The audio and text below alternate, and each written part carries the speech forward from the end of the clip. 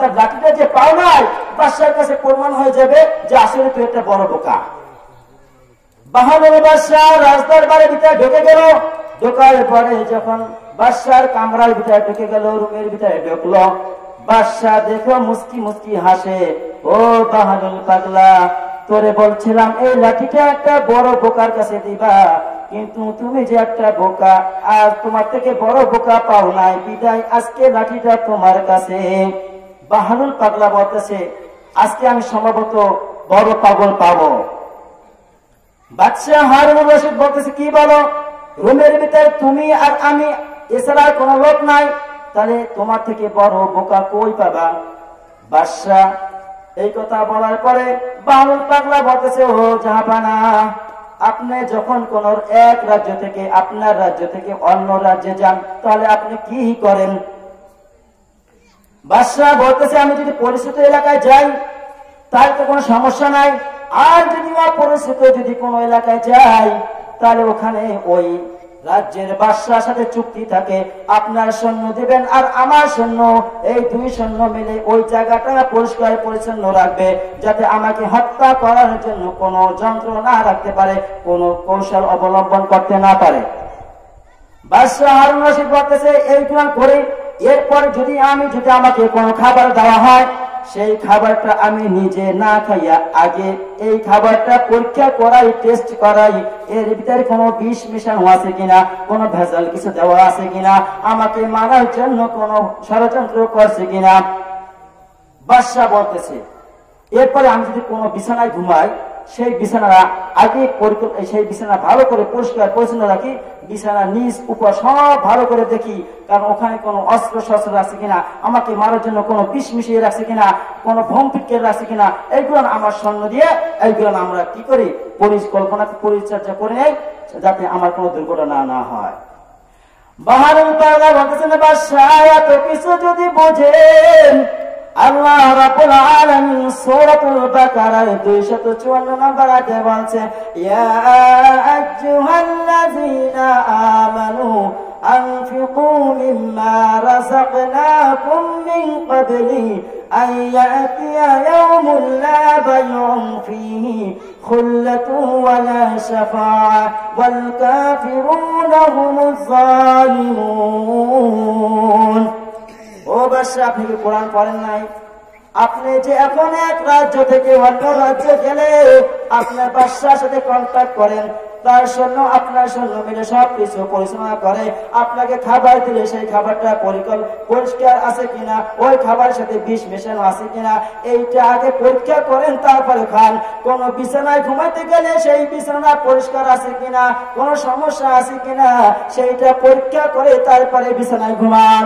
ও বাদশাহ, আজকে যে আপনি একটা এলাকা ছেড়ে যেই কবর দেশে রওনা হলেন, সেই কবরে কোন মন্ত্রী পাঠাইছেন কিনা, কোন সেনা সৈন্য পাঠাইছেন কিনা?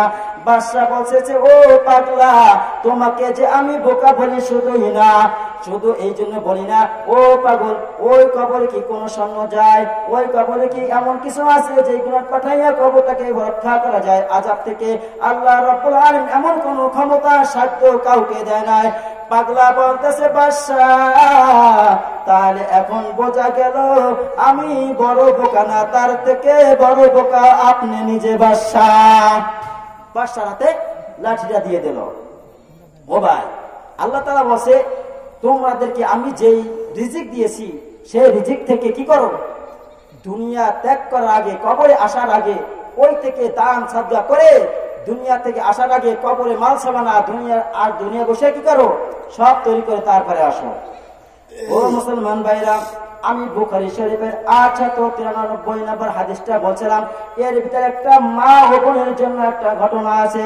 এখানে বলা হয়েছে ওয়াল মারআতু রায়াতুন ফি বাইতি যাওজিহা ওয়া মাসউলুন আন রায়াতি। রাসূল কারীম সাল্লাল্লাহু আলাইহি ওয়াসাল্লাম বলেছেন প্রত্যেকটা মানুষ হলো দায়িত্বশীল, আর এই দায়িত্ব বিষয় আল্লাহ রাব্বুল আলামিন কিয়ামতের দিবসে সবাইকে জিজ্ঞাসিত করা হবে। এখানে হাদিসটার ভিতরে বলা হয়েছে প্রত্যেকটা নারীকে একটা দায়িত্ব দেওয়া হয়েছে, প্রত্যেকটা মা ও বোনকে একটা দায়িত্ব দেওয়া হয়েছে, সেই দায়িত্বটা হলো নিজের পরিবারের উপর। আল্লাহ রাব্বুল আলামিন সূরাতুন নিসার ভিতরে বলেছেন, আর-রিজালু কাওয়ামুনা আলান নিসাই বিমা ফাদ্দালাল্লাহু বা'দাহুম আলা বা'দ। প্রত্যেকটা নারীর অভিভাবক, প্রত্যেকটা নারীর পরিচালনা করবে পুরুষরা। কারা করবে? পুরুষেরা করবে। ও বাবারা, এখানে একটা ঘটনা বলি। আল্লাহ রাব্বুল আলামিন বলেছেন, লা তাকরাবুজ জিনা ইন্নাহু কানা ফাহিশাতান ওয়া সাআ সাবিলা। আল্লাহ রাব্বুল আলামিন বলেছেন, জিনার ধারে কাছেও যাবে না। জিনা করা তো দূরের কথা, যেখানে জিনা হয় তার ধারে কাছেও যাবে না। একজন হাফেজা মুমিনা নারী, তার বিবাহ হয়েছে একজন জিনাখোরের সাথে। এই ঘটনা থেকে মা ও বোনেরা বুঝতে পারবেন আসলে স্বামীর হক কতটুকু আদায় করতে পারছি, কতটুকু চেষ্টা করেছি। হাফেজা মুমিনা মহিলার বিবাহ হয়েছে একজন জিনাখোরের সাথে। কার সাথে? জিনাখোরের সাথে বিবাহ হয়েছে। বিবাহ হওয়ার পরে বাসর ঘরে এক জায়গায় হবে। বাসর ঘরে ঢুকে স্বামী তার স্ত্রীকে নসিহত করতেছে, ও প্রাণের স্ত্রী, তুমি আমার জীবন সঙ্গী হয়ে আসলা, এই রাত্রে আমি তোমাকে কিছু কথা বলতে চাই। আল্লাহ রাব্বুল আলামিন বলেছেন, প্রত্যেকটা নারীর অভিভাবক হলো পুরুষ। আমি তোমার অভিভাবক। যখন কালেমা পড়ে আমার কাছে আসছো, আমি তোমার অভিভাবক হয়ে গেলাম।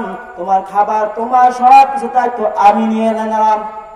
অর্থাৎ আমার হুকুম তোমাকে মানতে হবে। আমার অনুমতি ছাড়া তুমি ঘরে বাইরে যেতে পারবে না। আর তোমাকে আমি বলি, আমি যেখানে যাব তুমি আমাকে সেখানে আগায় দিয়ে আসবা। ওই রমণী হাফেজা মুমিনা বলতেছে, ও প্রাণের স্বামী, কথাগুলো বলতেছেন আমার মনে কেমন জানি লাগতেছে। কি কারণ?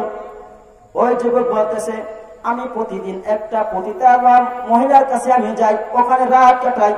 আর তুমি আজকে